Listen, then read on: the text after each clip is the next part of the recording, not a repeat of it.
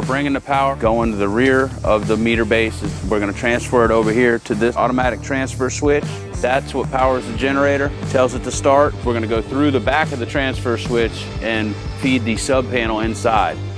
The original power from the meter came in from the back of the panel in this location. What we're going to do is set the transfer switch on the opposite side of the wall and come in this location and feed the power coming into this panel from the generator transfer switch that way.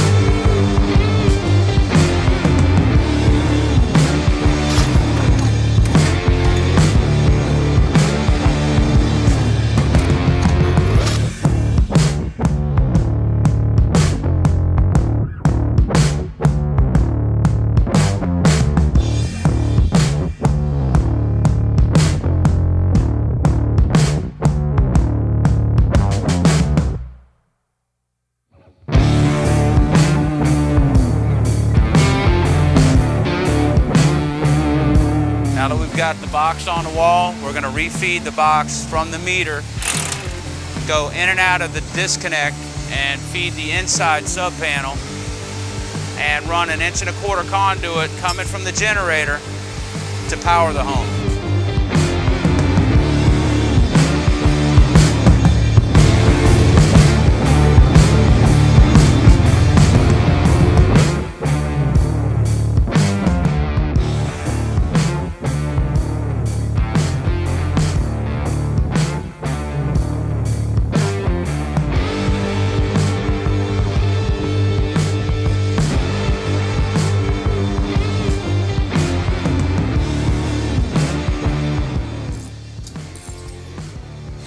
This conduit here is fed from the generator. It gives the power to the transfer switch, which then turn automatically transfers from the utility to the generator power through these lugs and feeds into the house, which feeds the whole entire home.